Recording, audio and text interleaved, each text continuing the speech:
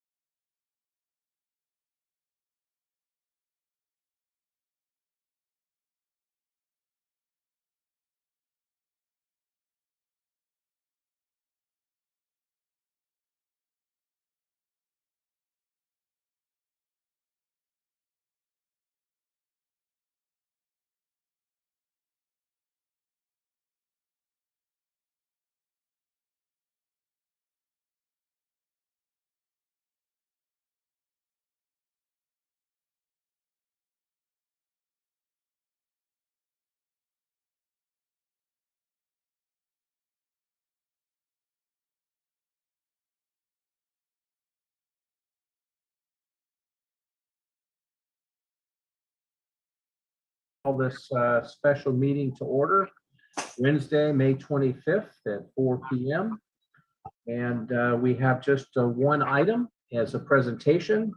And as this meeting is called to order, let's do our roll call. And is that going to be Nat or Clementine calling roll? I'm happy to take care of that. Okay. Councilmember Albert. Here. Councilmember Hoffa. Is not here. Councilmember Smith. Present. Councilmember Williamson. Here. And Mayor Roberson. I believe we're expecting a little bit later. Yes, we've been advised he'll join us promptly as soon as he is able. Great. So Hans, let's turn this over to you. I think you want to probably do some introductions and get us started on our presentation. Well, thank you very much, Vice Mayor Smith. We present to you today the work of Citygate Associates. This has been a work of a lot of iterative steps, as well as a lot of feedbacks. I had the pleasure of talking to Citygate a couple of times and seeing probably various progressions of the presentation you will see tonight a few times over the course of over a year. We awarded the contract to Citygate in December 2020, and it was also part of our memorandum of understanding between the city and the Monterey Firefighters Association to ensure that during the term of the MOU, we would be conducting a standards of coverage study. So we kept our agreement, we kept our promise, and also together with Citygate and the fire department, I think you will see a lot of interesting data presented today. Today, the purpose of the study session is to show you the extent of the work that was done by Citygate. And then, of course, as follow on, we will probably come back to discuss aspects of the recommendation that are being made, and also probably other data points that the council might find interesting for follow-up. So we hope that you find today's presentation thought-provoking and stimulating, and also reassuring. I can assure you that there will be a lot of reassuring elements in the presentation, but we also hope that after processing all that, we have other opportunities to continue discussing aspects of this presentation. At the helm of the city team was, of course, our fire chief and Gaudens Spanholzer, and I will hand it over now to Gaudens to introduce two Citygate employees. One of them you might remember, and the other one I promise you will remember as well. So with that, I hand it over to Fire Chief Gaudens Spanholzer.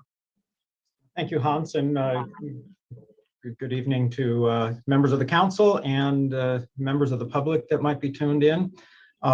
As Hans mentioned, this has been a process that's been going on for the last year, and it's been a really good process to do a deep dive into seeing how the fire department is performing and how well we're providing services.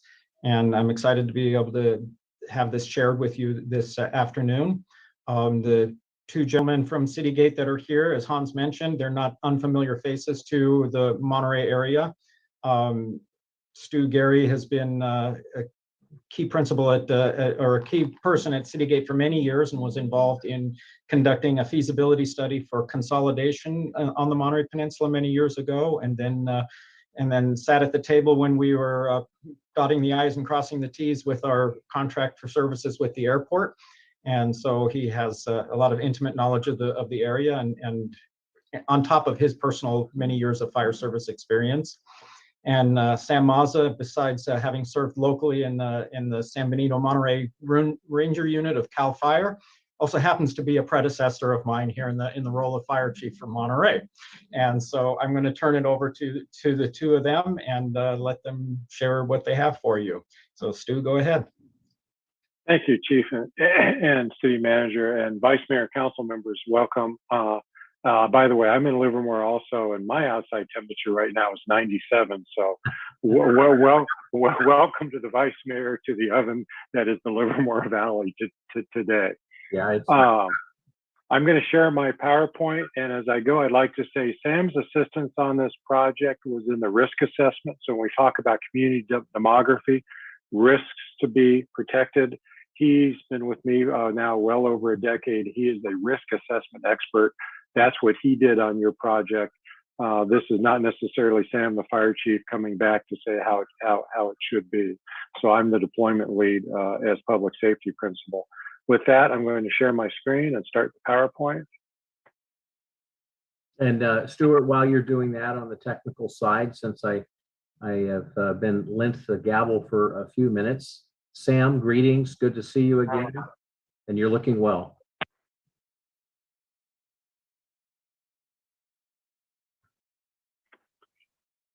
That's because we keep him darn busy.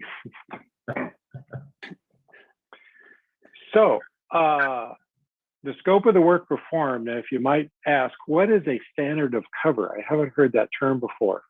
When the Commission on Fire Accreditation was founded now a little over 20 years ago, they looked around the world because the United States is the last first world nation without a federal or state regulation on the provision of fire and EMS services.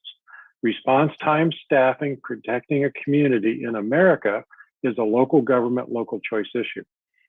In the rest of the first world, there are federal or state level regulations, and a document is prepared consisting of statistics and mapping and risks to be protected. And the standard of cover is what is the coverage blanket over the community that fire and EMS services provide. So if you went into Europe, Northern Europe, New Zealand, and said, Fire Chief, can I see your standard to cover? They would know exactly what you're talking about at the end of the book, metaphorically. So we in the US picked up a term from outside the United States. Our scope of work was to look at your incident data and existing documentation, a lot of it from the agency. We conducted multiple internal and external stakeholder interviews, including your partner city managers. Sam did a comprehensive risk assessment, which is an appendix to the full report volume when you look at it. We did a very deep dive on the statistics of demand and response and what types of response to what locations in the community. I'll be showing you some of the GIS mapping results this evening. We also were tasked to do a parallel assessment on support staff and headquarters because both pre-COVID and during COVID, There was a sense of strain and having enough people to do the right number of things at headquarters, so we looked at that. And in the end, you have a 122-page report evaluating risks, deployment, and the headquarters staffing situation.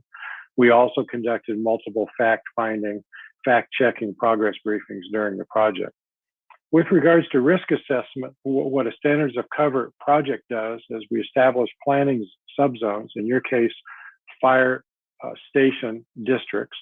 We look at the values to be protected. We identify the likely hazards.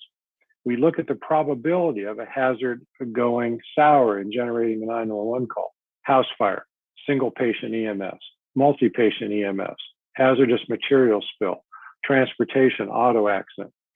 We also use your prior incident statistics to look at the probability. Is that a once in a career situation, or is it a 5 times a day situation? We then look at the impact severity of the hazard. Now, to the patient and family in a single patient EMS event, it's the biggest thing that maybe has ever happened in their lives. To the rest of the community, it's not of community-wide economic impact.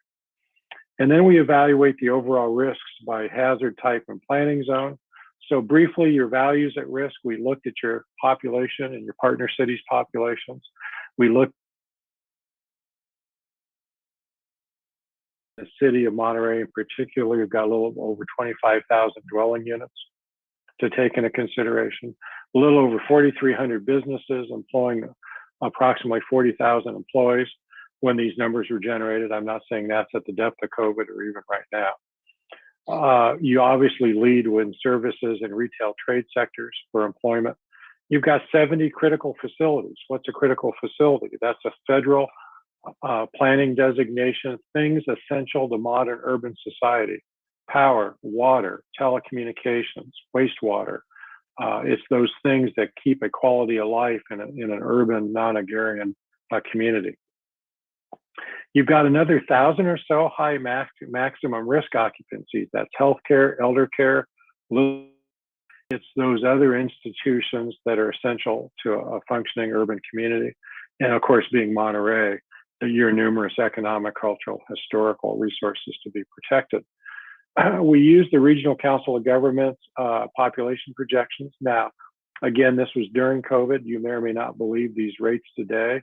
And we don't put a pin on, oh my gosh, it matters if 0.5% of population growth does not occur. What we look like in a macro sense is, are you really growing or are you only slightly growing? So while the growth percentages might seem high, when we really look at, fast finger there, when in the report you compare your current population, a little over 28,000, and you might add another 2,000 or so residents by 2035. That's what many of our clients would call slow growth or controlled growth. You're still doing some infill development. You're not about to double the city of Monterey in size. And if you were, that would greatly impact fire services. So the hazards to be evaluated, the 7 major categories in Monterey: building fire, wildland fire, medical emergency, hazardous material spill, technical rescue, marine, waterside, and an aircraft accident. We put those into the planning zones and we multiply probability by consequences and occurrence. And we come up with a scale, low to high. So for building fire, you tend to have a few more in a couple of the older districts. Most of Monterey is moderate for building fire, certainly moderate for vegetation fire risks. Emergency medical is high because that's 2/3 of what the department does, and it does a lot of them every single day.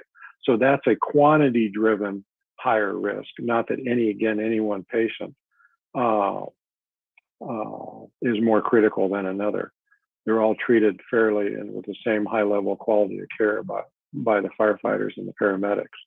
Technical rescue, marine incidents, moderate, and aircraft incident is low to moderate. You're pretty much a typical resort community on the California coast. If I took the name off this and compared you to several other communities, very typical, which means we don't have to widely vary your fire and EMS protection design to fit something totally outside the box. You're very much inside the box. Your service demand, now this is because of COVID, and we pulled multiple years of data at the beginning of the project. Your total call volume did take a dip during COVID, but all of our clients had very different experiences in COVID during the main shutdown. And your most unusual experience was, while the total call volume decreased, your rate of simultaneous incidents, that is 2 to 3 calls at once, increased, dramatically increased. And you're one of the few clients who saw a decrease in incidents, but an increase in simultaneous rates. So as the chief presents to you close of 21 and then close of 22 numbers, we would predict you probably go back to about the baseline of 18 or 19. But again, some EMS caregiver practices have been fundamentally changed by COVID. People may not be calling 911 as much if they've got other healthcare pathways now established. And telemedicine's come a long way, right, in just 2 years. Service demand by incident type, as I've already said, EMS is the biggest daily demand, followed by other technical rescue, specialty type, hazmat, small spill incidents. Fire is 2.5–3% of the total volume, and that's all fires. And this is, again, typical of a Western US suburban community. Number of incidents by station by year varies. Station 1 downtown, just due to the population density, and not just only the tourism or the convention center and the hotels. You've just got more people per square mile, and when 2/3 of the workload is EMS, you're going to have more calls in District 1 than you do in the less populated, more housing and light commercial districts. Number of incidents by month. While there's some variation in those graphs, what it tells us as an analyst is you're going to do 700 to maybe 800 incidents month in and month out. And I show you these graphs to say sometimes a client, even especially a tourism or seasonal recreation client, will say, can I turn off to save money some of my fire services at low tide? No pun intended, Monterey, but at low demand curve. Let's say I'm a boating community and the lake is Lake Tahoe and it's not navigable in the wintertime. Do I have a lesser demand for fire services? And here in Monterey, because of your climate and your popularity as a tourist destination, you have a pretty constant demand month in, month out. You also have a pretty constant demand by day of the week. We don't see a big spike on, let's say, a Friday or Saturday. You're not a college town that needs extra resources on duty. And then let's look at hour of the day demand. Midnight's on the left, midnight's again on the right. You still generate calls for service after midnight and before dawn and commute traffic wake up. You then tend to wake up a little earlier than most clients as people are going about getting to work. You come off that, you establish pretty much a baseline by 9:30 to 10 a.m. And we call that the shoulder because you have constant demand for activity and it doesn't start to taper again until after 7 p.m. in the evening. So you kind of quickly accelerate as people wake up. And then during mid-morning to late dinner time, you've got a fairly constant demand for service. That is also where the greatest number of simultaneous demand incidents occur. And we do care about, with respect and affection, a smaller fire department in terms of total fire companies. If you were to have so many simultaneous incidents at once to put every fire crew on an EMS call, you'd have nothing left for a structure fire. So that's why we measure hour of day occurrences. So the next thing we measure is this heat map graph. These are the Monterey engines, midnight at the top and at the bottom. This is the percent of each hour in 1 year that crew is clocked into an open active emergency incident. So this is the percent of hour that the crew's on an active emergency. And red's busier than green, if you just follow the common heat map theory. So what this says is engine 1, District 1 is the busiest, and they spend more time on calls per hour, starting at about 9 a.m., again, starting to taper or early to mid-evening. The numbers to us as analysts have a tripwire. And when is a company too busy and when does it need a reliever crew? So if you go into a big downtown city, you might see 2 or 3 fire engines, engine, ladder, ambulance in a big downtown urban station. Well, why is that? It's because the demand for calls is too great for one crew to handle. So the tripwire for us is when a crew is 30% or more per hour committed for long hours at a stretch, that crew is basically doing nothing but going call to call. They're not getting rest, refueling, cleaning the equipment time between calls primarily. So you're in the mid 20s at a couple of peaks. You primarily hover around 20%.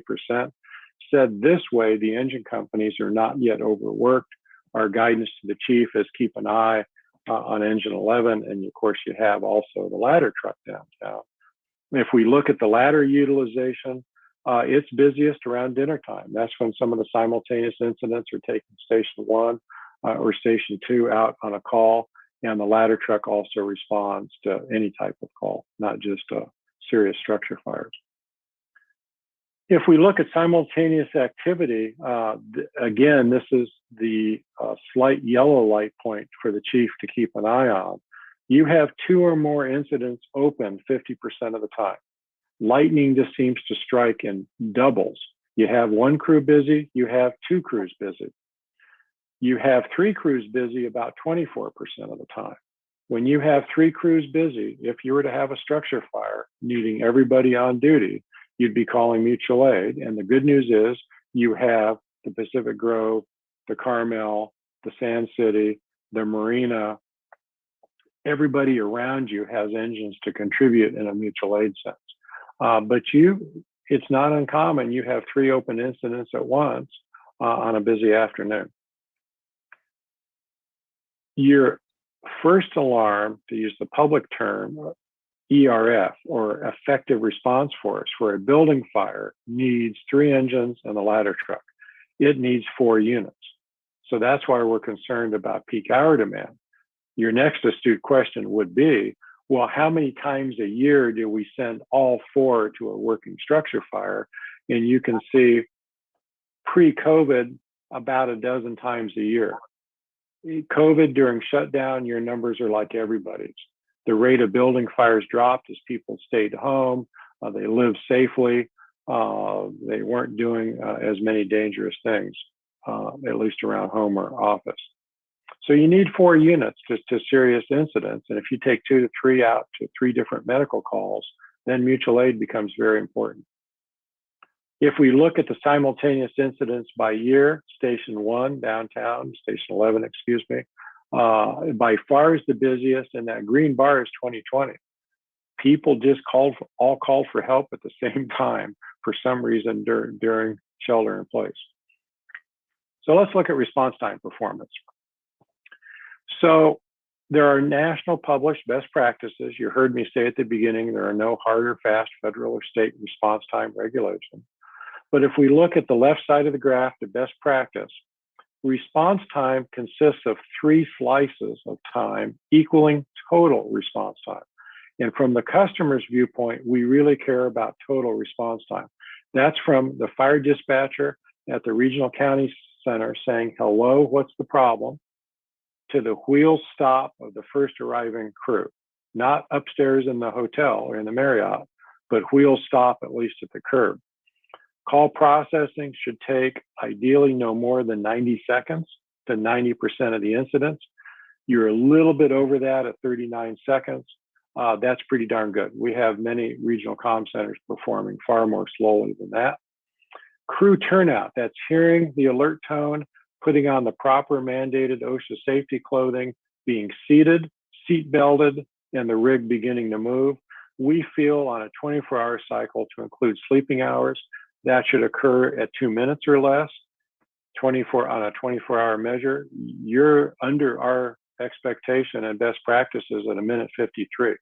So you're in the green there. Travel time. Historically, to keep fires smaller in buildings, you'd want the first unit to have about a 4-minute driving time. And you're at 4 minutes, 30 seconds everywhere in the city limits. I can't tell you how good a number that is. I have suburban and large urban clients who would love to have a 90% 4:30 travel time. Most of them are now running 5:30 to almost 7 minutes, depending on size of the city, traffic congestion, total call volume, and historic spacing of stations. So your customer total response time, that left-hand goal is 7 minutes and 30 seconds. You're beating it. You're at 6:42. 90% of your fire and EMS emergencies are reached by the first crew within 6 minutes and 42 seconds of hello, what's the problem? That is an outstanding good number, even given the rolling hilly topography, the curvilinear twisty streets in many sections of Monterey. And then your effective response force, your serious building fire should get everybody within 11 minutes and 30 seconds. Again, you're an overachiever there. You get everybody citywide in 10 minutes and 37 seconds. So there are no deficits to the segments of response time or the total response time. Let's look at geographic coverage. So if we have a very sophisticated geographic model that virtually drives at fire truck speeds, the road networks. Here's the location of the stations and the city limits, your nearby cooperators. Where does the computer predict 4-minute travel coverage should occur? And you can see it occurs in all but the outer edges and a couple of suburban areas of the city limits. And again, that shows the strength of station spacing of your core 4 stations, or the 3 of the 4 stations following the arc of the coastline, but set back off the water to some degree. If you look at turning on automatic aid, so the question becomes, well, in another big recession, could we save money by turning off the station? Well, really the only overlap occurs in the outer edge of Station 11's area. So the purplish color is the 4-minute reach of your cooperating agencies, and where you see a dark green, that's overlap. So really the only overlap there is from Pebble Beach 28 coming into the backside of District 11. And could you close any one of those stations and totally depend on a mutual aid station? Our recommendation would be no. If you look at the 8-minute travel, so if the full first alarm of 4 units should be on scene in 11 minutes and 30 seconds, by the time you subtract dispatch and turnout time, you're left with 8 minutes of travel. You can put 4 units in 8 driving minutes anywhere in the city limits almost. And when I say city limits, I mean city of Monterey. Certainly the outer edge of PG is hard to get to for all the units in 8 minutes, and that makes sense. The 2 closest stations can get there relatively quickly, but companies 3 and 4 are coming from a distance right out to the end of the peninsula there. If we look at the ladder truck travel time at 8 minutes, being at Station 11, it's in the middle of the protected area. It's a good location. Nothing to change there. Green is good. If we look at rescue and EMS hotspots, so this is where do we have more incidents per square mile of a certain type, and every other type of call is in the full report.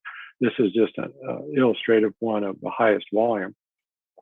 Most of your EMS incidents are around Station 11, to a lesser extent by 12s, Cannery Row, the tourism area, and then a little bit there in PG. So I'd already said District 11 is the busiest, and this map shows the density of that workload where you have 2 crews.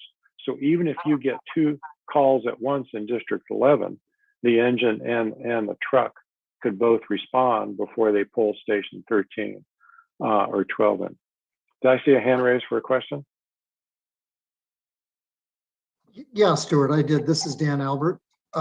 I'm just curious about over by Pebble Beach, the red and orange, is that DOI right there? Is that why they're having a high volume of calls?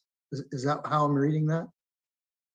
It's in the low count communities like this, it's a singular or 2 addresses.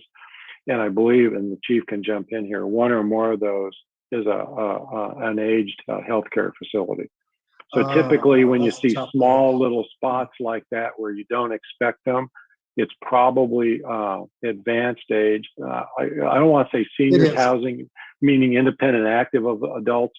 I mean seniors housing getting continuity of care, starting, the final slow decline kind of institution. Yeah, that I understand that now. I know where the area is. That's along with the community hospital, which is on the left lower corner. I get it. Thank you. Exactly. All right, thank you. So now when you look at structure fire hotspots over a multi-year period, a little more dispersed. You can have building fires in any first due district in the city. Again, a few more in the oldest housing sections as building electrical systems and heating systems age and fail and maybe aren't maintained. People just tend to do things they shouldn't do to start fires. A few more fires in the core of the city, but there's enough dispersion of structure fires here to say you need that full 4-unit response everywhere in the city limits. So back to that map of green 8-minute being good, you can get 4 units if they're not on another call. You can get 4 units anywhere in 8 driving minutes. And if 1 or 2 of those units is on another call, you can certainly pull from Seaside, Sand City, Pebble Beach, Carmel. It's a good cooperative system there along that arc of the coastline. And I'm familiar with it because I've not only recreated there in my life, but also many times attended fire academy classes back in the day at Solomar State Conference Center. So I won't say I'm as familiar with Monterey as Sam and the rest of you, but I've been to Monterey more than once in my time. And the interdependency of the fire departments and the fire district out to the east is well understood, that you all will need each other in a catastrophically serious event. Now, the geographic computer can also measure the percent of miles covered within that 4 or 8 minute measure. So if we look at the public road miles, this is not parking lots and apartment buildings, the public street miles maintained by City of Monterey, 4-minute travel coverage covers 89% of the city limits. I've got clients that would not believe that good a number could be accomplished. They're sitting at 75 to 84% maybe single unit coverage, because it's very hard to cover out to the dead ends in the city limits. I see your hand, just a second. Yeah. The 4-minute with auto aid jumps to 92%. Auto aid helps a little. And then your 8-minute first alarm is 90%. Huh? Yes, to my apologies. Can we go back one slide briefly? Sure. Come on, PowerPoint. This one? Yeah, that one. Just so, if this is all structural fires between January 2018 and 2020, I don't understand the colors there. When I remember the numbers that you talked about, structural fires were about a dozen, between 10 to a dozen a year, and Right. And in 2020 we had only 2. So when I look at the heat map, explain to me why it looks like there are way more structural fires than the statistics are that you presented earlier. It's a flaw in the GIS computer mapping world of low counts when you do a density plot. So 2 of those generates a yellow bubble. 3 in 3 or 4 years could generate the slightly red hue. So it's a mathematical abstract of, there tends to be a bit more in that section of the community, but there are tiny numbers. Well, we should see 24 dots, or we should see 26 dots. I can offer something here. Excuse me a second. You do have a different map that is dots only. This is the density map where there tends to be a pattern of more than just one dot widely spaced from another dot. Okay. So they're different. You have both measures in the full study. Chief? We're comparing apples and oranges here. The numbers that Hans is referring to are the number of ERF response structure fires. That does not include the structure fire we go to where it ends up being a pot on the stove or some small fire that the first responding unit can handle and cancels the rest of the resources. Those weren't part of the count of the dozen fires a year. This is counting everything where there was any type of a fire at any point in time in a structure. So the numbers here are much more than the 3 dozen. Got it. Okay. And they're still tiny too. So if you were my Portland client right now, you would need dozens of numbers to even turn something yellow. You'd need, counts of hundreds to turn something red, just because the volume is radically different. So we talked about travel time coverage. So just to say that the map is kind of misleading that in a way. The heat map tends to be because of small numbers. Your scatter map with the individual dots is more illustrative of exactly how many counts in a particular named neighborhood might have in 3 years. Okay. So a comment on that, Stuart, if I could. Sure. It's a good point, and probably this is presented as something that's a working draft for us to move forward to, but some notation on the map, the heat map that you're talking about, as the chief explained, it's dispatched in a manner that, although it's not a structure fire because it was resolved with a stove fire, a pot, a heater, or whatever, we probably need to have a notation on that heat map so that we sync up with the comments that there's dispatched as a structure fire, but as a result on investigation and the units arrive, it's not a structure fire. The other map shows the actual structure fires that were confirmed to be structure fires, which is the one that necessitates much more resources. Yes, and what you don't see in a PowerPoint is each map in the full report, and you've got 15 or so maps, is individually described as to import, but it doesn't measure. And we'll be sure the heat maps are so noted. On the image itself, we tend not to put a lot of verbal explanation, but the reader of the report, as they look at each map, are reading at least a paragraph to 3 about what is going on in that image. So thank you very much. And I'll be sure in your report that on that heat map, we do talk about the small numbers and compare it to the scatter plot map, which is in the same map series. Yeah, and this is a very similar problem that presents itself on the loss side of public safety, is because the call comes out from dispatch. It's how it's classified once arrived or once investigated. So what comes from communications is not necessarily what wound up being handled by the personnel, by the units in the field. That's correct. And in the National Fire Incident Reporting System, something coded a structure fire could have never had a fire attack line flow water because it was put out with a lid on the pot on the stove. It was put out with a hand extinguisher. It was put out with a garden hose into a dumpster. But nationally, that's coded as a fire in or on a building. So back to coverage, just to say your station locations adequately within best practice, typical customary suggestions, you cover the road network except for the very distal outer ends of the street network. So in summary, for deployment, your service demand was pretty consistent up to COVID. There's a slight increase in 19, whether that was one time or a trend line, we'll never know because of 2 years at least of COVID. I would not put any stock in the decrease in 2020 as being a trend. Clearly, all of our clients just had weird numbers in 2020, so don't try to trend that one. Your EMS incidents were slightly declining, including during COVID. That could have just be the mix of visitors. It could have been some of the HMOs finally becoming successful in getting their subscribers not calling 911 as much. Again, you have small numbers, and you tend to be careful, right, about trending small numbers. As a 2-year dip or a 1-year dip doesn't mean it's a 10-year increase or a 10-year dip. You're going to be a little volatile with small numbers. 67% of your total service demand in the Shared Fire Services Organization is in Monterey, slightly lesser extent in PG, Carmel, and a very small number out at the airport.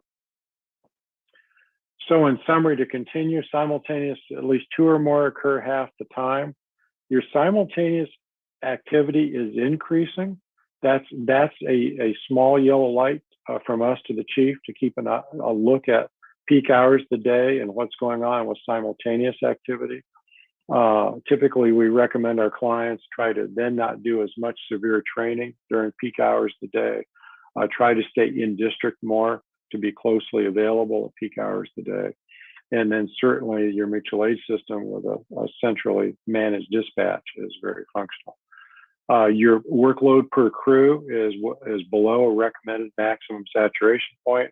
So if you start to have an increase in incidents, even in station area 11, you're going to see it coming a year to 2 to 3 before you need to increase additional units or staffing. If the department becomes consistent at measuring performance, including hour by hour unit utilization. Those things typically don't explode in less than a fiscal year and cause an, oh my gosh, how do we fix this moment? Your physical response resources are appropriate to protect the values at risk in Monterey.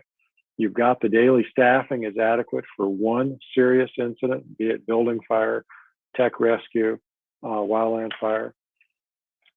Your projected population growth to 2035 will likely increase the service demand slightly. And when you think about, even if you were to be successful or different in tourism or other activities, don't assume a increase in any one population group automatically means more EMS incidents. They come in middle career, healthy, vacationers, health insurance. You add hotel rooms and visitors, it doesn't mean it's a 1-to-1 ratio with EMS demand. And in fact, I have an out-of-state client that is a cruise ship point, and we looked at the police and fire incident records, and then we interviewed everybody in leadership in town, and they love the cruise ship industry because they all get off, they all see the downtown, they all get back on board, and they never generate any 911 calls for service. And this is a town with a population of 4,000 people. They would be hurt if the cruise ship dropped 20 calls in 4 hours in their lap, and it doesn't happen. So you want to understand where you're growing. Now, if you became a hub for elder care, institutional care, yes, you're going to see your EMS incidents increase. Absolutely. If you were to develop, not that you can or would, but other clients, if you were going to continue to push high density suburban housing into highly combustible hillside, heavy wildland fuel neighborhoods, you could see a change in the rate of building and wildland fires. Your deployment findings continue. Your 4-minute travel coverage covering 89% of the streets is good. I've mentioned that. Your multi-unit coverage is almost 90%. That's good. So what do we recommend for deployment? You're hitting, if not better, almost spot on best practices. Keep measuring how you're doing. And like I've said a few slides ago, if decay starts to happen due to changes in Monterey, sociodemography wise, you should see it coming. It should not surprise you, given the kind of community and risks you have to protect. It will slowly change over time. So take a breath and summarize what we found in headquarters. The report goes on at some length about the headquarters staffing. We interviewed everybody with headquarters assignments, including line fire crew personnel if appropriate. We also got workload. We talked about calendars, numbers of inspections, where does your time go, et cetera. Oh, excuse me, council member, I see the hand up now. Go ahead. No, thank you. I was just going to ask, on the last slide, you were presenting the recommended policy, and I was wondering what are the implications of that? So we implement it, and then say we don't meet it. What does that mean? What does that look like? Is it up to us in regards to how we respond to that, or what have you seen in other cities? Oh, it's an excellent question. We recommend you have a council level policy for 2 reasons. And it's not required by state law. And ideally, we'd like to see it as part of the safety element in a community's general plan. So it tends to be resilient, council to council to council, right? Not the whimsy of any one 3 of 5.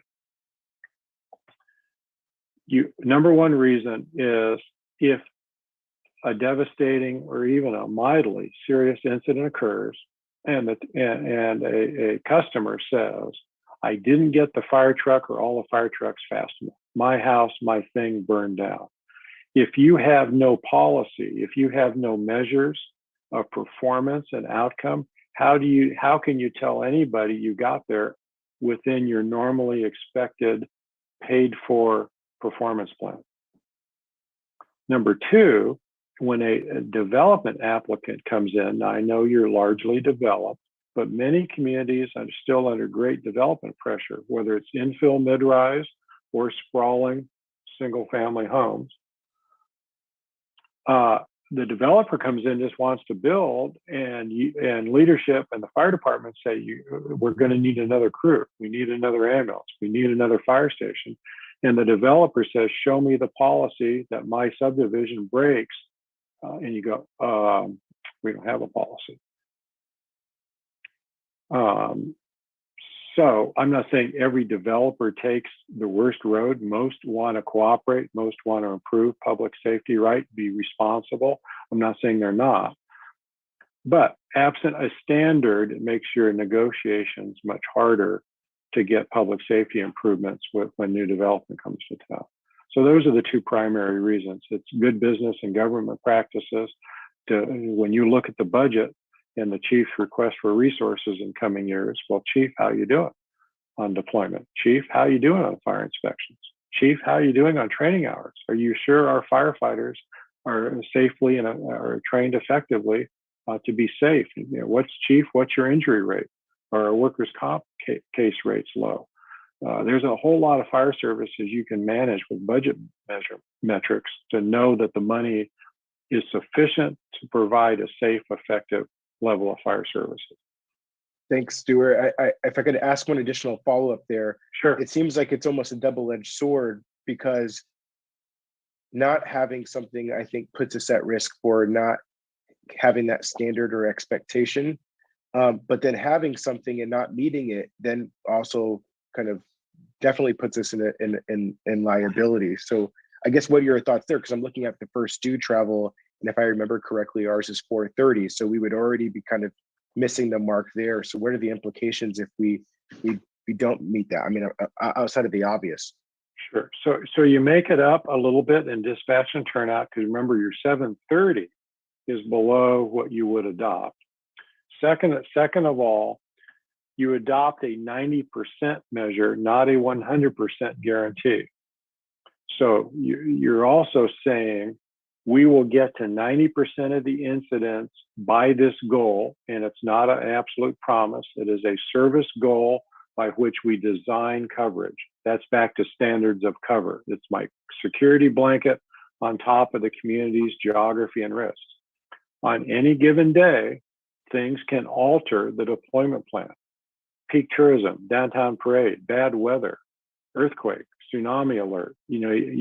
There is no guarantee that every house fire will get something at 4 units in 8 minutes. You don't make that civic corporate promise, but you do have enough fire stations that, absent something really, really atypical ruining the deployment plan, you ought to be able to have enough firefighters there to keep a small fire in a house small and not go to greater alarm proportions.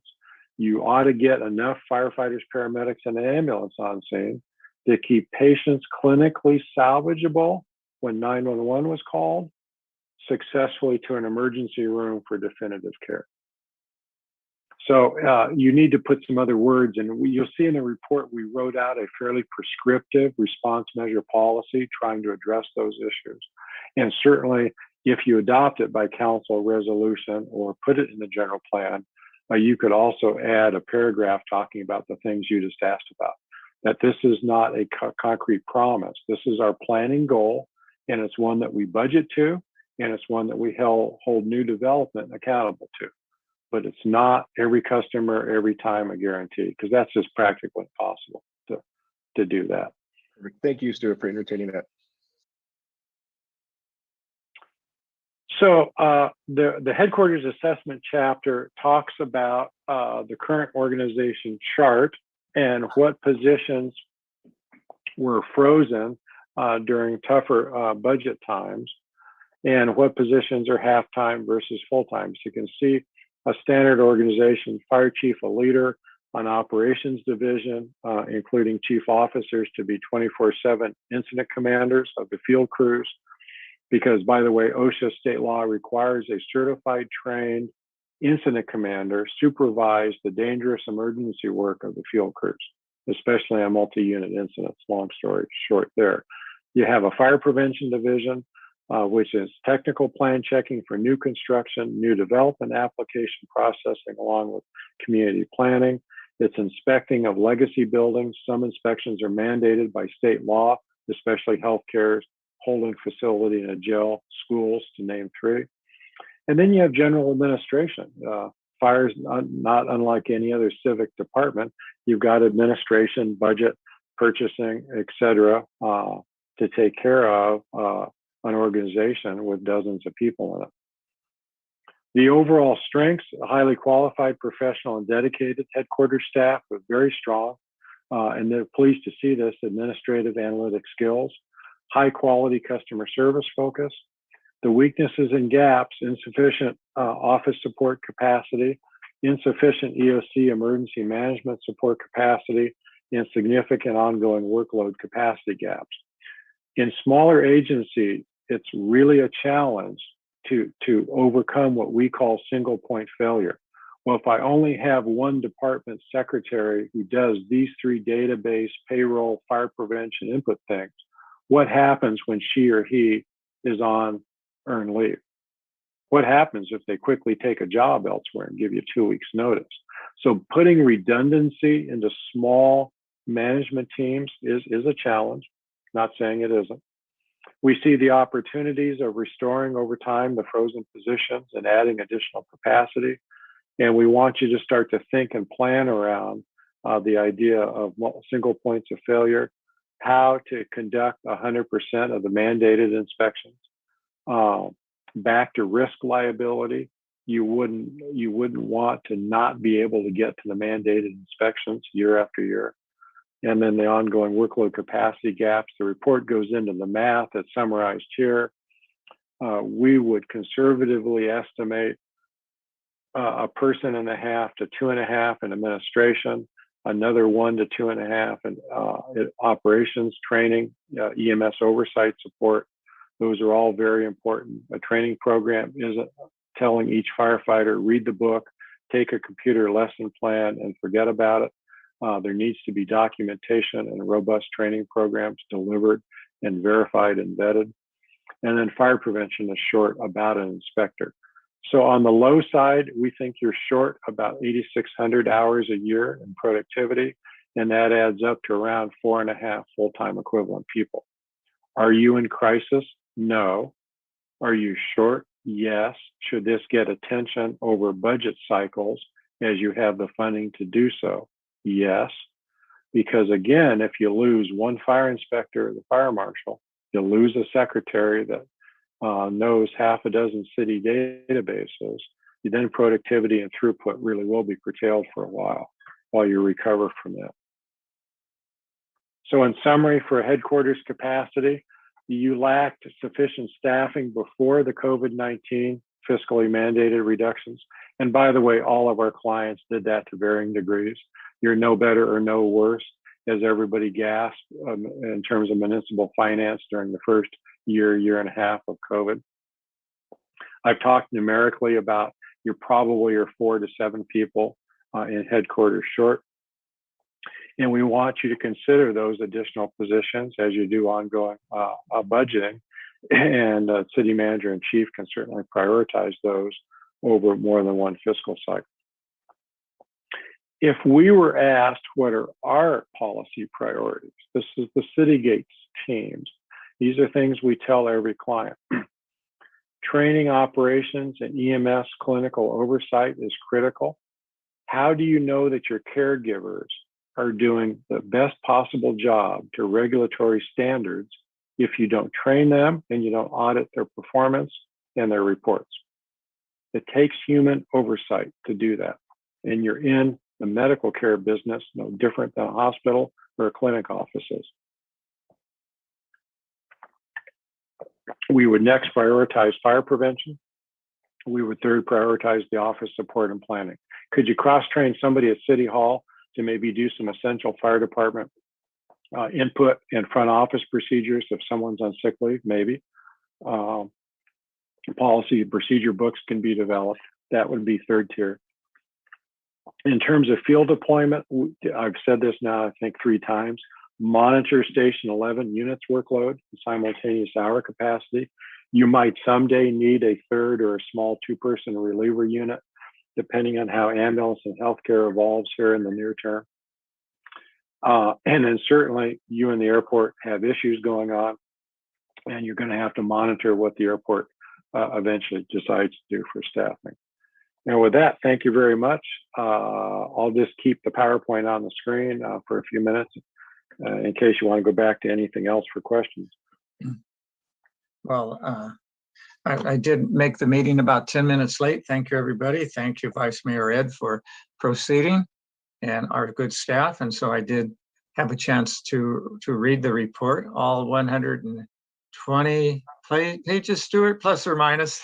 Plus or minus counting the maps. Well, close enough for government work, but I'm not supposed to say that. So we've asked questions as we went along. Are there any questions here before we ask for public input? Then we can come back and just have a council discussion. So any questions before we see if there's some public who would like to participate? Council members? Councilmember Tyler, yes, please. Mayor, I was just wondering, I thought I heard something earlier. Is Fire Chief going to be presenting anything at all, or is that the end of the presentation from a staff perspective? Great point. So we'll go to City Manager Hans and Fire Chief Gavins. Did you want to add anything to the presentation?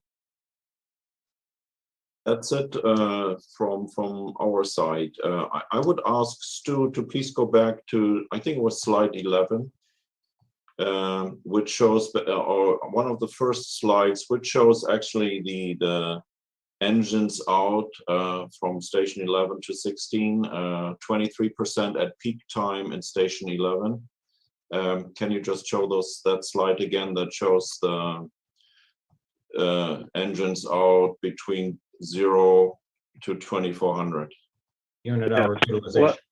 Let me restart sharing here.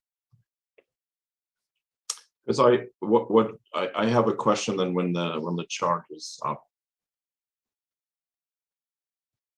I think 17, slide 17. Yep. Well, this is showing the 24-hour clock. So again, is a heat map question. When you look at station 11 and you see basically at 9 o'clock, 23.39%, that means we have at that time 2 engines companies out at 15 minutes of an hour. Is that correct? No, just engine 11, single crew. So single crew out during the course of 60 minutes is out less than 15 minutes. Is that correct? Yes, and this tool measures arbitrarily hour to hour.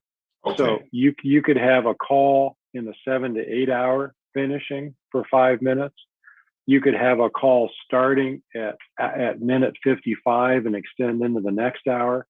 The algorithm says, well, I had 5 minutes on this call and 10 minutes on another call, and just cumulatively, the total percent of minutes I'm on active open incidents results to this percent of the 60 minutes. And explain the color scheme again, because also just for our understanding, red usually indicates you are very busy. Why is 23.39% and 22.55 at 1600? Why is that dark red? Is that again the system that selects the colors based on the weight? Yeah, weight. yeah. So if we have it's the weight. Excuse me. It's the weight of your numbers. Got So it. it's looking at a low of 1.92. Yeah. It's got to have a color to a high of almost 24%, and it graduates the shading. So we talk in the reports about the import of the math and the threshold. It's not a color threshold. It's the percent of hour over hour utilization. Okay, got it. So basically, if you had a downtown fire station in the heart of Oakland, their red would have a different number than it might have a 60% number there, correct? Correct. Okay. And in the report, you'll see the table with a total row at the bottom in some of the rough draft report work. But that total row averages then from midnight with hardly anything through 3 in the afternoon. And we talk in writing that you're not managing to the 24-hour percent of use, you're managing to peak hour. Can you cover all of the calls at once at peak times the day and still do training, still do fire inspection, public education, rig maintenance, right? You've got to get all these other activities in. And so we use this for peak hour demand thinking, not 24-hour a day thinking. Thank you so much. Now, explain to the council, please, also the airport station on that chart. That is which station? E16? Off the top of my head, correct. Sam or Chief? Or is it E12? Chief Gowdens is nodding his head. 16. It's 16. I 16. couldn't find the mute button. Sorry. So when we look at E16 and their call outs from the station on the airport, is that data that we look at data that is sanitized from the airport call outs and just shows community call outs, or does this include emergencies within the airport district and the adjacent community? And it's everything in the data system that crew went to. Okay. So basically, there's not a lot of action happening between 1900 to 8 a.m. in the morning. Yes, but I wouldn't attribute that to be anything different than a lesser densely populated suburban fire station district. In other words, you don't have a lot of people generating a lot of calls for help. They tend to generate a bit less right after midnight during late evening hours.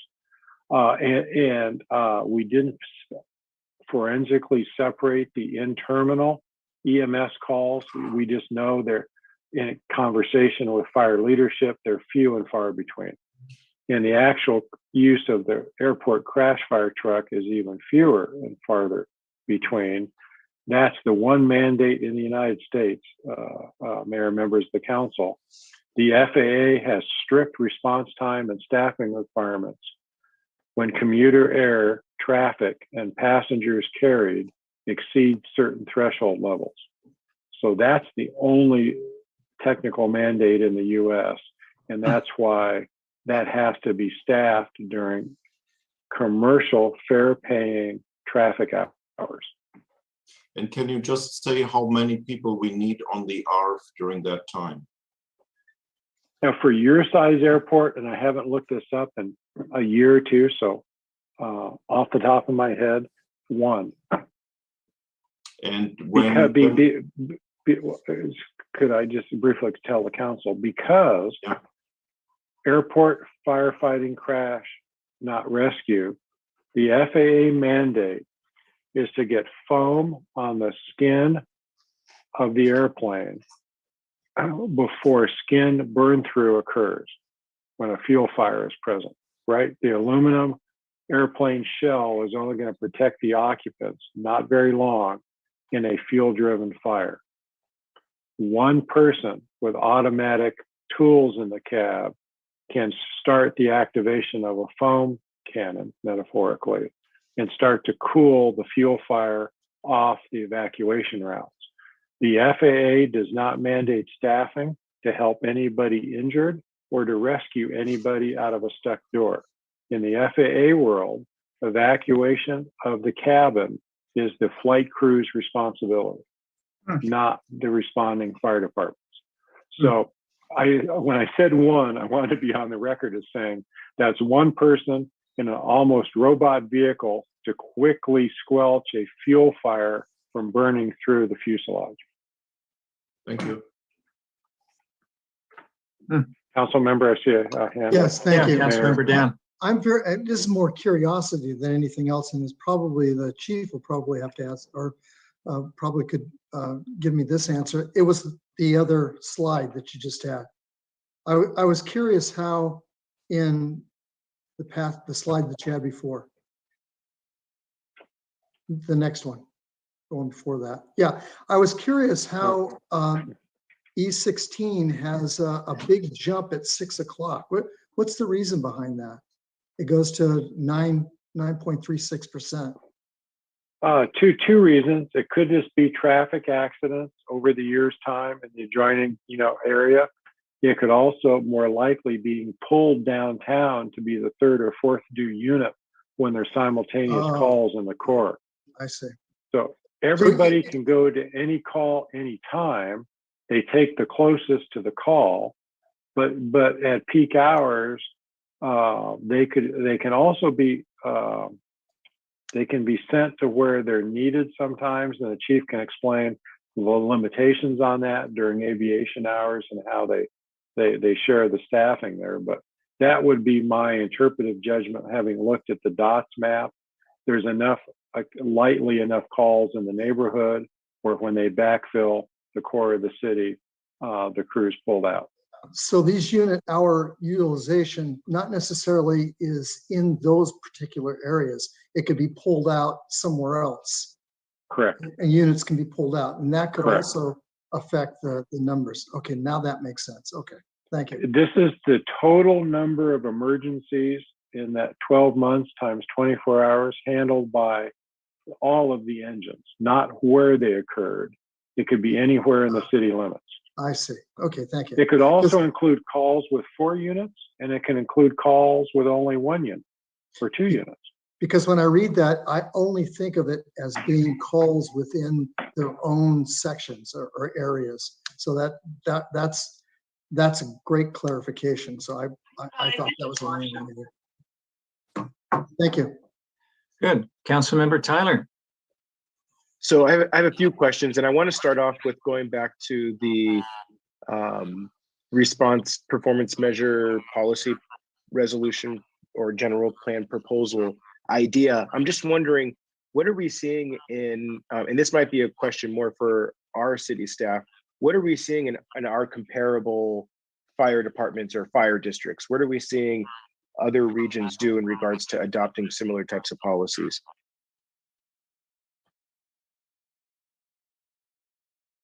I can address that if you'd like, Councilmember Tyler. It's actually pretty common in the industry that the response time performance policies are adopted. Actually, 2 of our partner jurisdictions have adopted policies. The city of Carmel has a performance component, and it's actually spelled out in our contract. So we are required to, they actually have a 5-minute response time policy there. And we are required, as part of a provision of our contract, to get to all calls within 5 minutes, 90% of the time. So, and this actually, it's the same in Pacific Grove. So both of those jurisdictions have adopted policies. And when we measure ourselves against that performance on a monthly basis.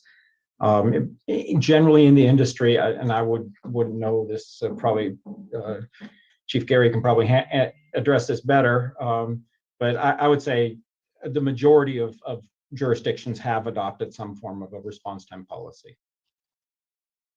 And I just want to add, I think the general plan is the wrong place to put those policies into. So you can have those standards, but the general plan serves as guiding documents for the city development, and it's probably not the right tool to put performance standards of the fire department into it. Well, and that was going to be my follow-up question was, what are we doing? What have Carmel and PG done? Have they just did the resolution, or did they put it in their general plan? I'm going to say it's just a Resolution. Yeah. Okay. Okay, and then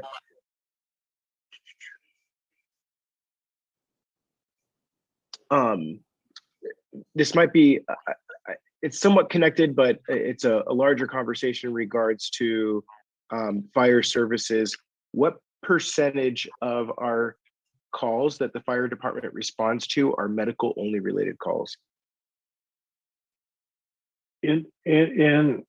most of the developed United States, it's somewhere between 2/3 and high 70th percentile. Occasionally, an urban department might hit 80, 81%, but it's pretty common. 66 to 70 some percent are some sort of allied EMS call. As America's healthcare has fiscally decayed in serving all populations over the last 20 or so years, the number of less emergent EMS calls has exploded. And it's also a major economic hit to emergency rooms, both in terms of staffing and reimbursement of care for things that should be doctor's office or clinic level issues. So in the United States, EMS is almost at crisis point in many areas because the system is clogged with non-acute issues. And that's why a combination of in many communities pre-George Floyd, but also now post-Floyd, and with the increasing severity of houselessness, you see communities now adapting a 2 or 3 part non-emergent response thing that can take minor medical emergencies, mental health crisis patients, houseless patients who need diversion and wraparound support and education, and getting those people out of the 911 system entirely, away from police, away from EMS, away from fire. And there's different hybrid models all over the United States. Long story short, the funding has not fully followed that yet. There are some innovations and pilots, but Medicare and Medi-Cal and some of the HMOs are funding pilots, others are not. They're all working on it, but there's not a clear, bright line. This is the successful way to do it, and here's who's going to pay for it yet. Most communities, when we do police work also, hear me say, it's easiest to design the alternative response team. Communities have to put funding into destination care. You need mental health beds. You need homeless or houseless shelter. You need diversion pathways to get the houseless successfully off the streets. You need drug and alcohol detox. Just sending the van in lieu of the ambulance to hold their hand for 15 minutes doesn't stop the society's and that person's problem. Absolutely, and I appreciate your response there. One of the things that I think about, and I'm open to your thoughts, is the impact that it has to our fire engines and our fire trucks having to respond and be on the road so much for medical only related calls, as opposed to allowing their lifespan to last maybe a few years longer and actually save on city costs. And so I'm not sure if the idea is to find an alternative service outside of the fire department as much as it might be to have other types of vehicles in the fleet that our firefighters use to respond to these calls. And I'm just wondering your thoughts on that as a potential alternative, as that realm of alternative responses is figured out. It's a good question, and the financing is actually sometimes only part of the headache.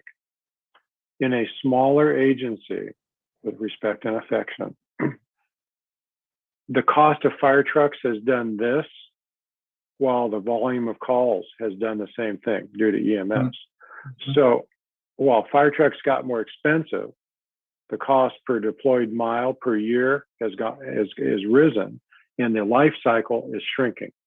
That's bad.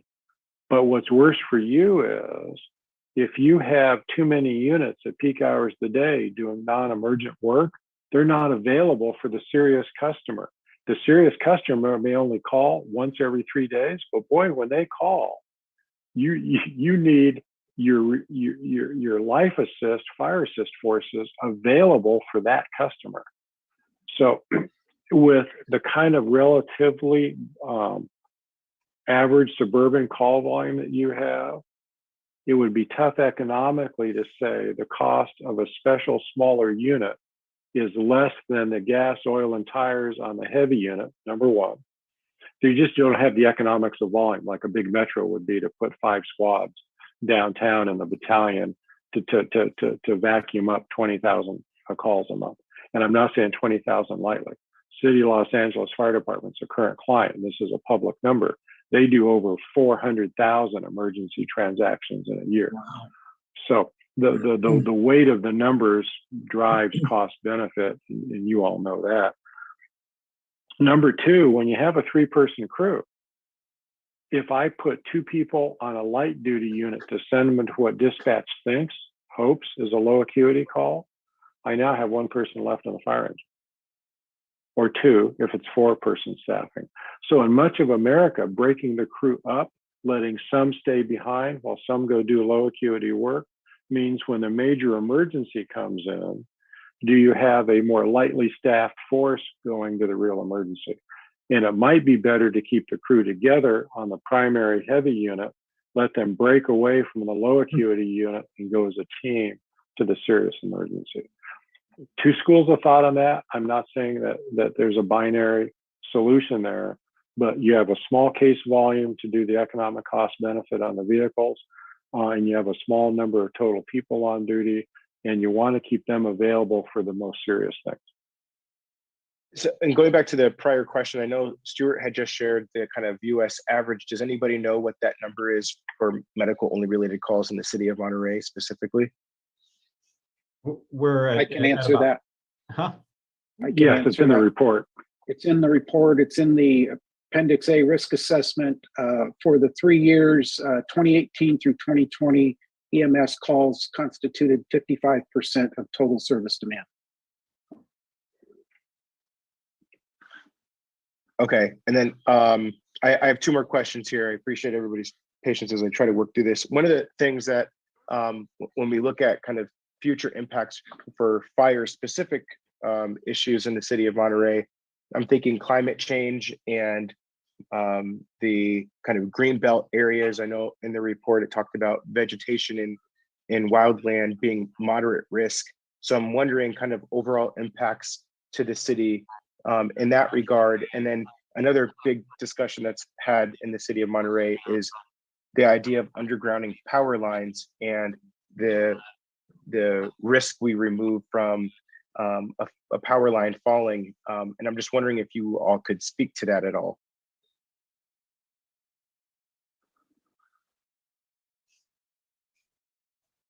In 3 sentences, communities need to do everything they can to increase resilience against wildland fires. Those come at multiple levels of society cost. So certainly fuel management programs is the easy place to start. Weed abatement, vacant lot clearing, undergrowth clearance under scrub oak, riparian, oak, coastal California type open space environments certainly helps. Pretty cost effective to do, both privately and publicly. Undergrounding utilities, really, really expensive. What those priority methods would be between you all and PG&E is a whole nother long, interesting conversation I would expect. Restricting zoning in high fire threat areas is the in-between tool, is to say, well, wait a minute, do we want to continue to put sprawl development in hillsides and canyons covered with highly combustible native vegetation? And the first major entity to take a step in that direction was just last month. LA County was previously a client. We did the after action report for the Woolsey fire disaster. If you remember Woolsey, it was the worst fire in Los Angeles County history because it burned from basically well above Calabasas to the ocean line in Malibu in 12 hours and took a lot of homes and commercial properties with it. LA County has just adopted new zoning and density regulations, and they're going to prohibit new sprawl housing in high fire threat areas. They're mapping the high fire threat areas, and they've said pushing the subdivisions into those hills and the mountain ranges no longer makes economic community safety sense. So I think you'll start to see the long-term wheel turn as communities refine general plan zoning, and they each look at their unique build out versus a state mandate. your build out is totally different than somebody in a more combustible inland county, for example. But it's a very good question to pursue all those things to the degree economically and in terms of public acceptability possible. Okay, thanks everybody for entertaining. I'll finish there. Thanks, Stuart. All right, we'll go to Councilmember Ed then. Thank you very much, Stuart. I'm just struck by, I know how long this kind of report takes, and your undertaking covered the years of 2017, 2018, 2019, and of course then interrupted with COVID.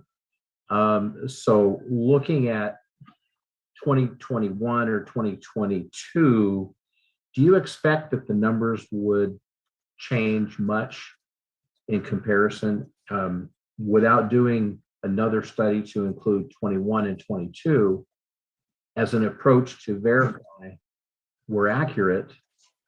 What would you suggest the approach to be? The chief and staff have the ability to mine your incident data and to update the numbers for 21 and halfway through 22. So we had literally, a fixed price, fixed scope contract interrupted by, or slowed, not interrupted, but slowed by COVID. So by the time we finished the report, did the final briefings, and wanted to have this workshop, the chief didn't feel the numbers were changing enough to reopen the study, delay it more, just to put 21 in it. Chief can give you the close of 21 numbers and certainly update you for 22. And certainly as part of the budget and annual fire department performance measures, you can ask for an evolving 5-year trend set of statistics as to how the numbers are evolving or staying stable. Okay, and great, thank you. The other area I wanted to pursue, and I think you covered it, but I just can't find the narrative, and that's with the current staffing, you looked at the administrative support, you looked at also the training function and the function of the division chiefs. So the question has to do with, I'd like to hear more about how we prepare for the Office of Emergency Services and the activation of the emergency center, because we are subject to land fires with the forest surrounding us. And obviously we depend on our region to assist us.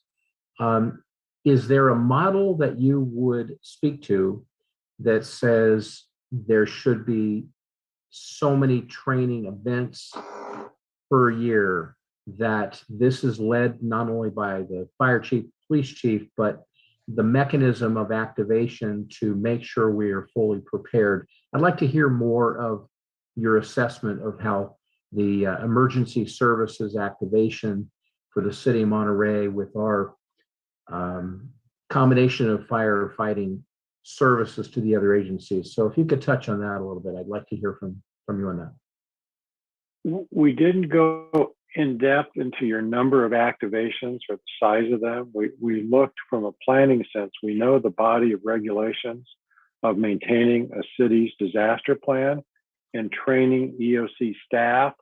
And that's typically more than a fraction of one full-time person a few hours a year. So it's interagency cooperation. It's the regional mutual aid system for everything, all hazard risks, not just fire, EMS, or police. It's the communications, it's the physicality of the EOC, it's the data systems of the EOC, it's the written planning documents, it's the checklist. So when a planning or finance department person comes into their assigned EOC task, even if you've drilled them once a year, every year, they still need a checklist when you finally bring them in to run the EOC. So all of that preparedness effort, job one. Job two is some familiarization, experience-based training on the frequency a community activates. Let me give you an example. If you're in the tornado or hurricane belt, you're activating so frequently, your formal training frequency is much further apart. In a community that rarely activates, certainly an annual, what's called tabletop drill is very desirable. Or if you had several key staff turnover mini training set of hours or days for new staff hires at the EOC level. But I defer to the chief because he knows exactly where you're at now at this point post-COVID on keeping up with both planning and training.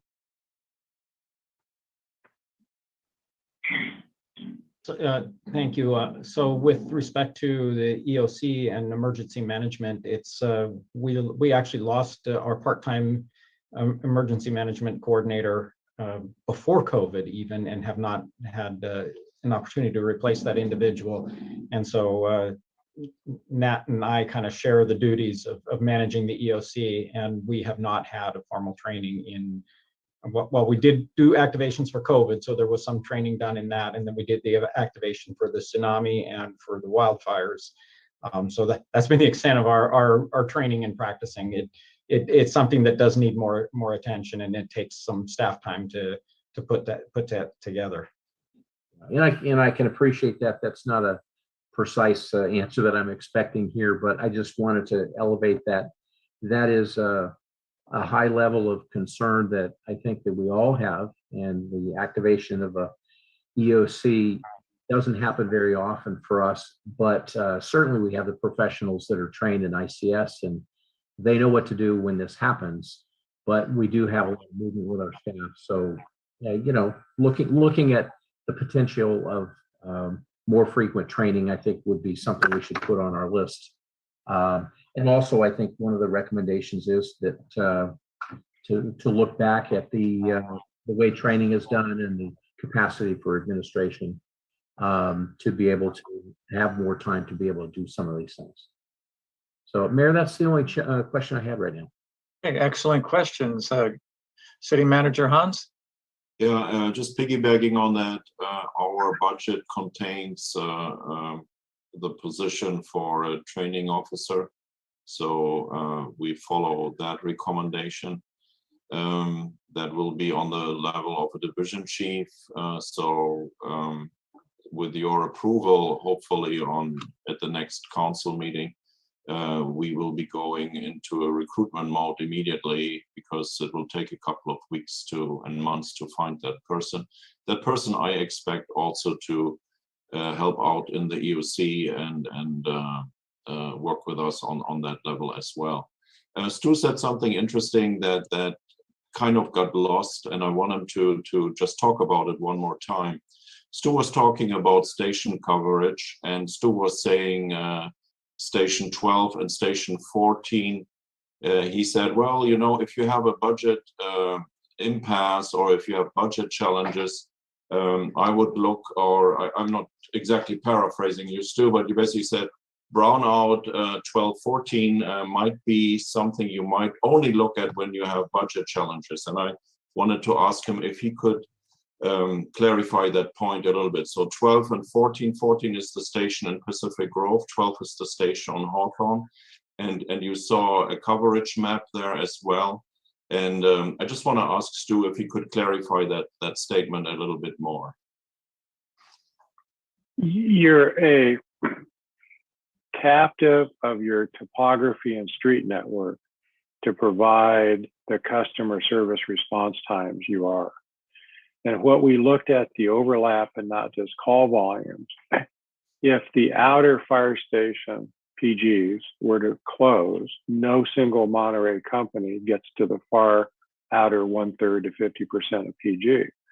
Is the PG fire crew travel overlapped with that of Monterey? Yes, but it doesn't get close enough to backfill downtown Monterey, and downtown Monterey, when it has 3 simultaneous incidents, feeds from the non-downtown stations into the core.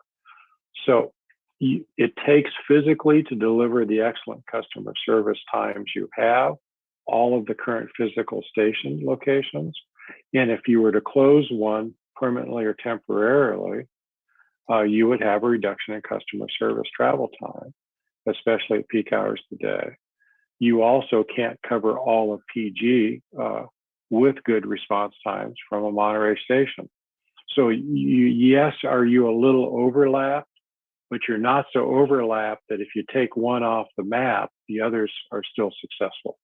there's going to be a decay in customer service if you were to take one of those stations off the map. And as we mapped it, discussed it, looked at the statistics with staff, that's the headlines of what we said.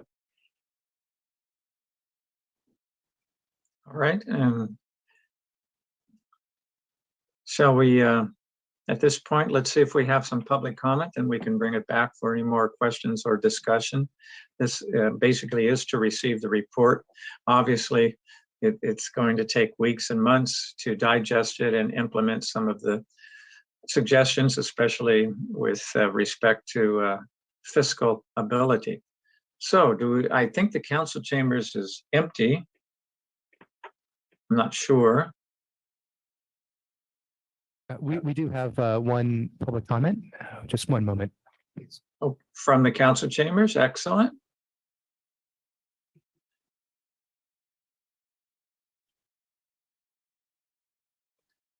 Okay. Hello, welcome. Good evening. My name's Eloise Shim, and I have a question about the staffing, because in your report you say there's about 4 to 7 people less that you need. So it's more of an HR type of question for personnel.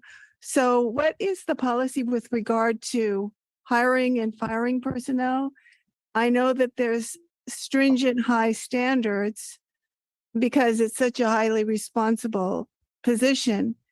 And what is the performance evaluations for employees, and our civil rights, like Title VII issues, are they taken into consideration when hiring? Because there's a lot of focus now on equity and inclusion component. And in the spectrum of like at will retention of employees to, there can be like a revolving door system of turnover, which can be expensive for the city, for management in the city. So can you talk to that? Was I Eloise, thank you. When we're done with public comment, we'll get an answer for you, okay? okay? Thank you. Good question. A huge question. And we We'll have, get you a thumbnail answer for that. that's right. And we have one more public comment as well. All right. Good afternoon. My name is Pat Moore. I'm president of the Monterey Firefighters Association. And I just want to say we really appreciate being involved with this process. Thought it was a really good process and appreciated giving our input. And we look forward to providing any input or answer any questions moving forward. We're always open to receive that. I also would like to say, I'm very proud of the men and women of the Monterey Fire Department. I think the report shows that we have very good performance in response times to our customers. And I'm very proud of them for the customer service that we provide to the citizens and guests of our community. So thank you very much. Thank you. I think all of us share that pride that you have. And Mayor Robertson, that concludes public comment here in the City Council chambers. Okay, and our city clerk, anybody online wanted to comment? So I haven't had a chance yet to read the instructions, so maybe I can do that quickly. And meanwhile, if anyone would like to speak, they could raise their hand. Yeah, please read the instructions. That would be excellent. So we have 2 ways to virtually participate in this meeting. If you'd like to comment, you can join us using the Zoom app on your computer or mobile device. You can also call into the Zoom meeting. To join us on your computer, smartphone, or telephone, use the link or phone number on the agenda at isearchmonterey.org. To call in by phone, dial 833-568-8864 and enter meeting ID 161-384-4440 #. If prompted to enter a participant ID, press #. To make a public comment, if you're on the Zoom app, you can virtually raise your hand at the bottom of the screen. If you dialed in by phone, you do this by dialing *9 and then unmute yourself by dialing *6. And we'll mute public commenters until it's their turn to speak, and I'll call on public speakers in the order of their hands raised.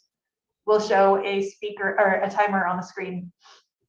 And today's meeting is also streamed live on the city's YouTube account at youtube.com/City of Monterey with a short 10-second delay, and on Comcast channel 25 with up to 90 seconds delay. And Mr. Mayor, I still don't have any hands raised, so no Zoom comments today. All right, well, in that case, we'll bring it back to the council. Obviously, this is a very complex, detailed report. We appreciate that very much. And what we're going to do is count on our professional staff with our chief, our city manager, also the Firefighters Association and our council team and HR and everyone else to work together as we digest this report. The one question that Eloise asked was pretty large about the city's HR policies. Perhaps we would be able to refer her to a website to answer some of her questions. So, but if you, Hans or Gaudens, if anyone wanted to just help steer Eloise to where she can get answers to her questions, we'd appreciate that. Yeah, I could be asking the fire chief to answer all those since they were directed to his fire administration, but I will not do that. So the point is, yes, we are in compliant with all the federal requirements that Eloise was asking for. What I want to clarify also for the public is Eloise asked about the staffing recommendation and understaffing. So we are fully staffed in our stations and fully staffed with the number of firefighters and operational personnel. The recommendation that were given to us were basically for the fire headquarters, for the backroom operations, where it rightfully was pointed out that some of those functions were really centered around just one key person who could manage, as Stu said, 3 to 6 databases. And what happens if that person leaves? So one of those person just left us, and we just hired a new person, and she will be coming on board hopefully soon. So there were a seamless transition, but we have to look at the back operation as well and find a good balance. You know, I would say here, with no disrespect, the consultants show us exactly what time it is, and we need to find the watch on our arm, so to speak. And so we'll calibrate those two things right now as well.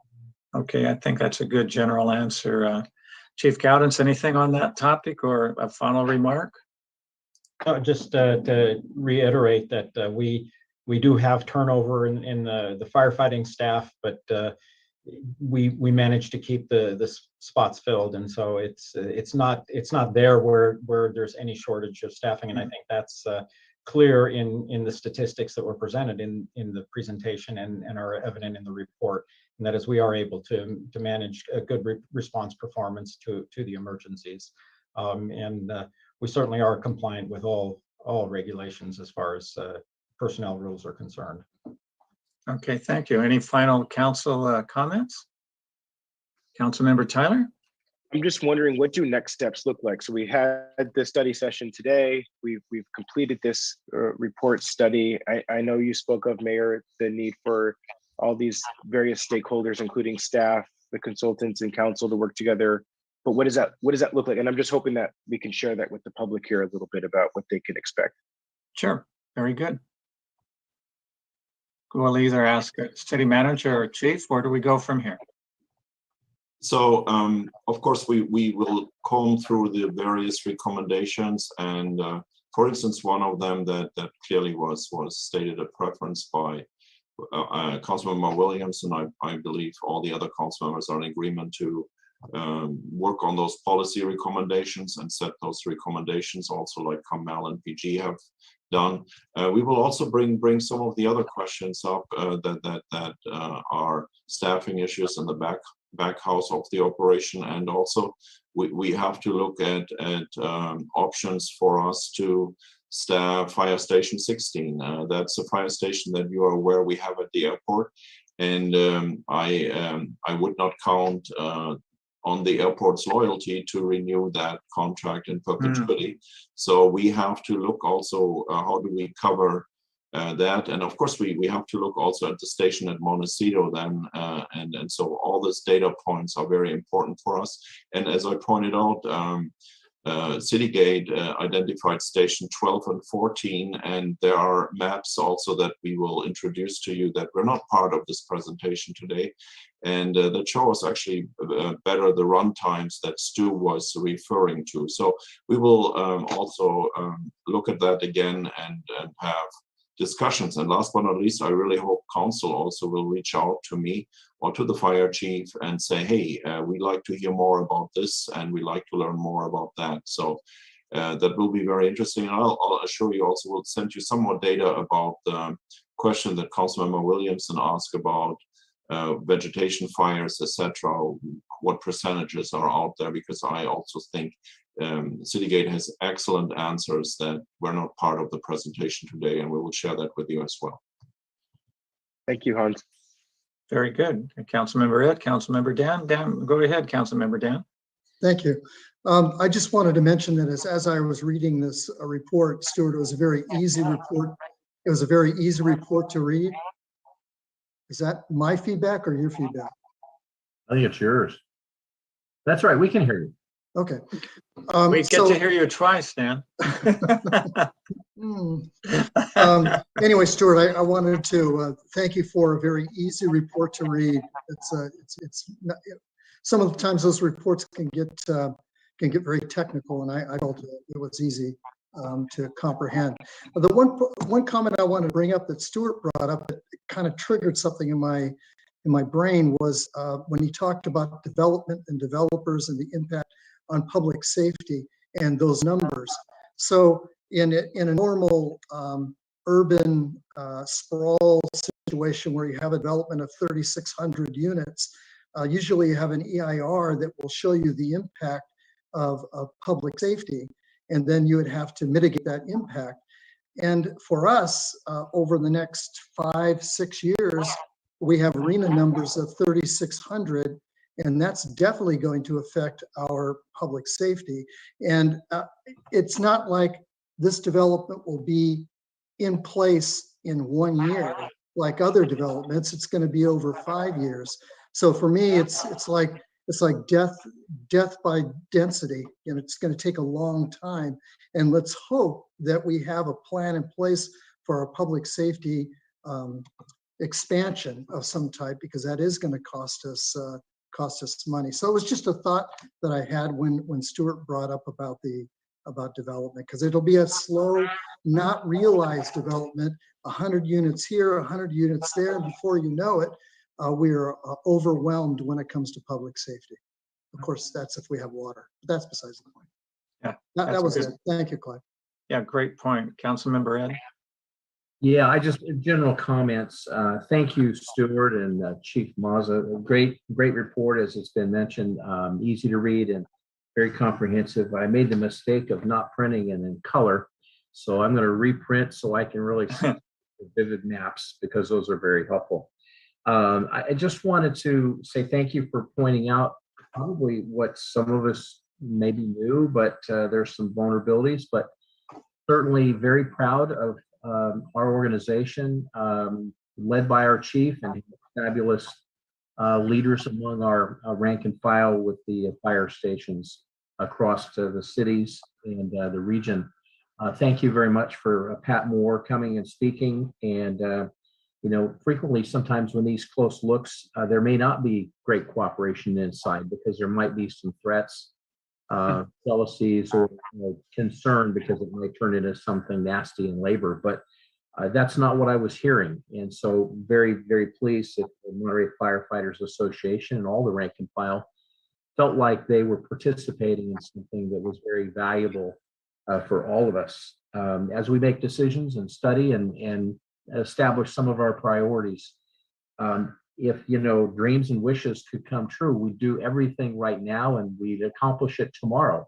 But we know that some of these things take time and money and energy and strategy. And so we want to be a partner to see how we can take some of these suggestions and improve our fire service to our communities. Some people don't ever think about this, but our firefighting efforts here are directly correlating to insurance costs. And because our firefighting efforts are so professional, our insurance costs here are not what many other communities have. So thank you very much for that, because you're saving our community money.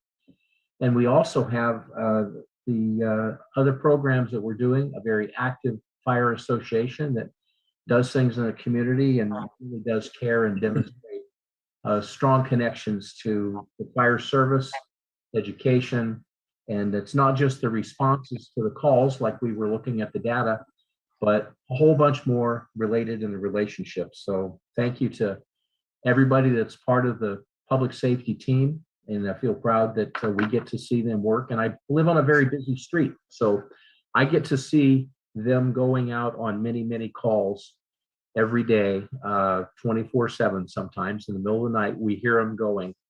And my former career, many times in the middle of the night, downtown, at bars and faraway places, I got to visit with the fire crews, and they were always professional. And we really appreciate their skills, their abilities, and it's not just driving fast and getting to a scene, but it's all the wonderful things that they do when they get there. But thank you very much for the report, and look forward to diving in and getting some of the work done. Thank you. Ed. Really a good summary, and we all echo the appreciation. A couple of points as my colleagues were speaking, one of which is, as Councilmember Dan was talking about, as cities expand, I just dropped my son off in Marina, and you've got thousands of homes being built. And I would expect that the developers are probably contributing, we would hope, towards fire and police safety, because you can't continue to add on more and more demands on service without increasing service, and you can't increase service without the budget. So it always gets back to the budget. Then when we were talking about partnerships, which I mentioned, I think we have to make sure that our other agencies, Gaudence, if you would very quickly just explain to the public, it's not just the Monterey Fire Department. Who all do we serve? Thank you. Yes, under service contracts, we provide services to the communities of Sand City being the longest client of ours now that we do not serve the Presidio anymore, and then Pacific Grove, Carmel, the La Mesa Village, and the Airport District. And so, and it's important, I think, as you brought this point up, it's important to note that during the presentation and in the report, when it refers to Monterey, it refers to the service area of the Monterey Fire Department. So these statistics apply system-wide across all those jurisdictions. And it's certainly been a great partnership. And I know that I think I can speak for the city managers and council members of those partner cities. They enjoy the benefits of the regional collaboration that we provide.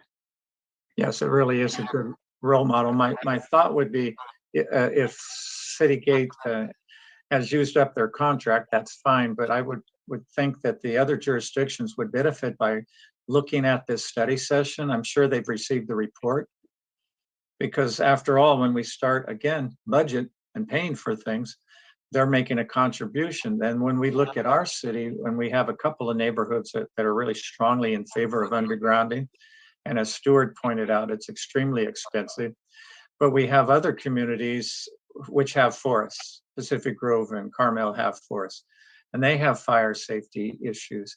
That's the wrong term. They have wildfire potential. And we have the NCIP, which contributes a great deal of money each year. That's always their number one priority, is fuel reduction. But if we're doing fuel reduction in the city of Monterey, I would think Carmel and Pacific Grove would probably want to look at that too. There were some mitigations that Stuart was pointing out. What do you do to increase your level of service? And each jurisdiction probably needs to look at what kind of policies, not only the city of Monterey, but what policies do they have on the books, such as sprinkling new construction. I think we've been doing that in the city of Monterey for years, but we don't have that much new construction. And either do those two cities. And so you have to look at what are their call outs, how many of their, how many major fires, major events have they had? So we have to look at a region as a whole, as was pointed out. So we have to make sure that they get this report, they hear it in one form or another, and then that they understand going forward what it's going to require to pay for all this. Because ultimately we have to pay for things. And so great comments, great report. And without further ado, I think we'll wish you all a good evening. Thanks all. Good night, everybody. Night, everyone. Good Good night. night. Thank you very much. Thank you very much for the kind words. And we excel to make things explainable. And I'm glad we hit the mark with all of you. Have a good evening. Very Good night. Good night, Thanks. Chipper Eric. Bye-bye. good. Recording stopped.